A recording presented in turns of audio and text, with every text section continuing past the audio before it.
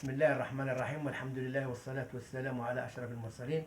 المتكلم السيد يسلم من جهة إقليم وادي الذهب، أحد أعيان قبائل إقليم وادي الذهب. بلغنا الآن حول ما يخص الهجرة السرية من جريدة جود حول النائب البرلماني أهل بابا حمى.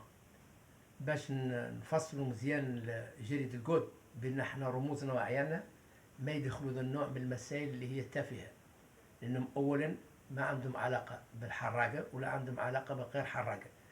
رجال أعمال يعملوا من أجل وطنهم ومن أجل شعبهم ومن أجل ساكنتهم، وخدامين فيها ليلا ونهارا. وقد دخل قبة البرلمان على سن 18 سنة، ثلاث وليات الحمد لله هو في البرلمان، وكان عضو في المجلس البلدي لمدينة الداخلة، وأحد أبنائها المخلصين الوطنيين المعروف بالشهامة وبالكرامة وبالعز، ومن عائلة عريقة اللي هي غنية عن التعريف، الكل يعرفها، لا في مدينة الداخلة ولا في موريتانيا ولا في إسبانيا ولا في أي بلد من بلدان المملكة المغربية.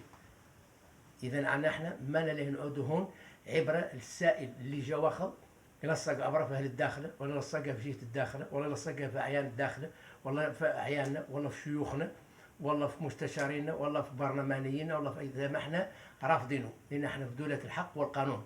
وشعارنا الخالد دائما هو الله الوطن الملك، وماشيين لا في الصالح العام، وماشيين لا في شيء يعني وطنيتنا ويعني ازدهار أقاليمنا الجنوبية.